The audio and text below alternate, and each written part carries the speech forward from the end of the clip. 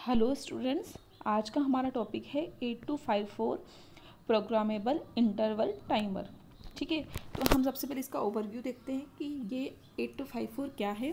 ठीक है, तो 8254 is a programmable interval timer that is designed for microprocessors to perform timing and counting functions using 316-बिट registers. ठीक है, तो हमारे पास क्या होता है कि सपोज़ हमारा माइक्रो प्रोसेसर है, उसको हमको किसी एक पर्टिकुलर टाइमिंग इंटरवल या डिले की रिक्वायरमेंट्स है, जो कि पर्टिकुलर इंटरवल के बाद में सपोज़ हमको 16 बिट का डिले चाहिए, यानी एक पर्टिकुलर 60 सेकेंड्स का डिले चाहिए हर एक इंस्ट्रक्शन को एग्जीक्यूट करने के बाद। तो वो 16 सेकेंड का जो डिले है ये हम एक्सटर्नली प्रोवाइड कर सकते हैं। तो उसके लिए हम जनरली 8254 PTI का यूज़ करते हैं। ठीक है, तो ये जो है एक पर्टिकुलर डिले या टाइमिंग फंक्शंस हमको जनरेट करने के लिए में हेल्प करती है। ये जो आईसी है और ये 24 पिन की आईसी होती है, जो कि माइक्रो प्रोसेसर से एक्सटर्नली कनेक्ट की जाती है। ठीक है, ये और इसको हम जनरली माइक्रो प्रोसेसर का जो इंटरप्ट पिन है उससे कनेक्ट करते हैं। ठीक है, तो हम इसका ओवरव्यू देखते हैं। तो हमारे पास जो 8254 जो प्रोग्रामेबल इंटरवल टाइमर है, इसमें हमारे पास 3 काउंटर होते हैं, 3 16 बिट के काउंटर्स होते हैं। तो और हर काउंटर में के 2 इनपुट पिन्स होते हैं, क्लॉक और गेट। ठीक है, और एक आउटपुट पिन होती है जिसको आउट से रिप्रेजेंट करते हैं। ठीक है, और जब भी हमको कोई काउंटर डिज़ाइन करना होता है तो हम क्या करते हैं, जो उस काउंटर के अंदर 16 बिट का काउंट एक लोड करते हैं।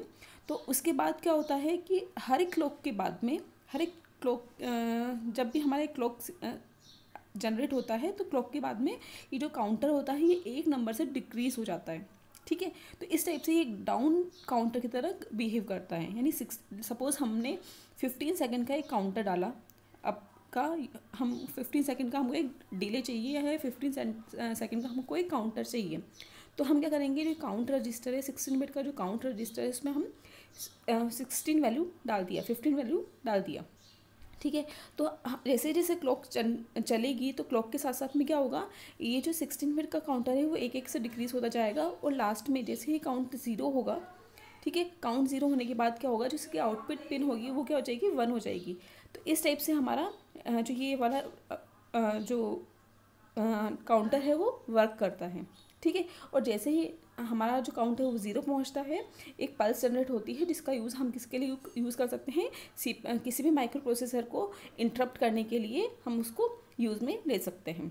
ठीक है, तो ये जनरली हमारा एक पर्टिकुलर डिले या एक पर्टिकुलर टाइमिंग इंटरवल्स जनरेट करने के लिए हम इस आईसी को यूज़ में लेते हैं। ठीक है, और इसको हम किसी भी माइक्रो प्रोसेसर से कनेक्ट कर सकते हैं, 8085, 8086 और समथिंग एल्स, जो भी हमको रिक्वायरमेंट है उसके साथ में। ठीक है, अब हमारा इसके जो प्रोमिनेंट फीचर्स हैं वो हम देखते हैं।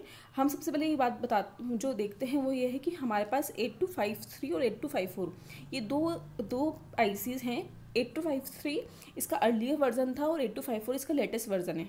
ठीक है, और दोनों आईसीज़ ऑलमोस्ट सेम तरीके से काम करती है, बस 8254 में एक अलग फंक्शनैलिटी होती है, यानी एक न्यू फंक्शनैलिटी उन्होंने अपडेट की थी, वो था read back signal, read back command. ठीक है, बाकी सारे फीचर्स इनमें सेम थे। तो रीड बैक कमांड कैसे काम करता है, जैसे सपोज़ हमारे पास हम जो इसके जो प्रोमिनेंट फीचर्स हैं उनकी बात करते हैं, तो हर एक जो आईसी है उसमें 3 काउंटर्स होते हैं 16 बिट के, तीनों इंडिपेंडेंटली वर्क करते हैं। तीनों से हम डिफरेंट टाइप के जो इंटरवल्स हैं या डिफरेंट टाइप के काउंटर्स हैं उनको डिज़ाइन कर सकते हैं।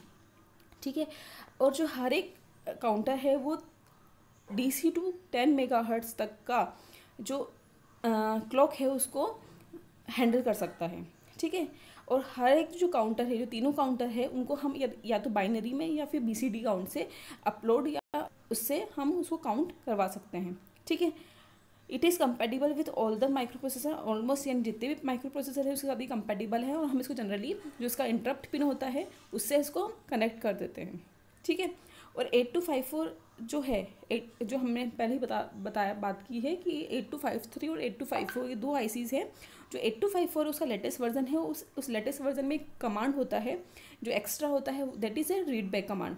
ठीक है, तो रीड बैक कमांड में क्या होता है कि हम जो उस पर्टिकुलर आईसी या जो उसकी जो फंक्शनैलिटी है उसको हम इंटरप्ट किए बिना यानी उसको डिस्टर्ब किए बिना हम उसके जो भी स्टेटस है यानी उसके जो जितनी भी वैल्यूज़ हैं उनको रीड कर सकते हैं। ठीक है, तो हम उनकी जो काउंट वैल्यू हो, किसी भी काउंटर के अंदर जो काउंट वैल्यू है उसको, उसका जो प्रोग्राम मोड है वो, उसका करंट मोड क्या है वो, उसका करंट स्टेटस क्या है वो जो सारी चीज़ें हैं उनको हम रीड कर सकते हैं। ठीक है, तो ये रीड बैक कमांड एक एक्स्ट्रा फीचर है 8254 का। और बाकी ये दोनों आईसीज ऑलमोस्ट सेम तरीके से काम करती है, 8253 और 8254। और आपके सिलेबस में 8254 दिया हुआ है, तो हम यहाँ पर 8254 के बारे में ही बात करेंगे। ठीक है, तो ये आज की क्लास में हम इतना ही पढ़ेंगे। हम नेक्स्ट क्लास में हम देखेंगे इसका जो आर्किटेक्चर है और इसका जो पिन डिस्क्रिप्शन है वो। ठीक है, और इसमें ये हम इसको हम नेक्स्ट क्लास में देखेंगे। आज के लिए बस इतना ही। Thank you.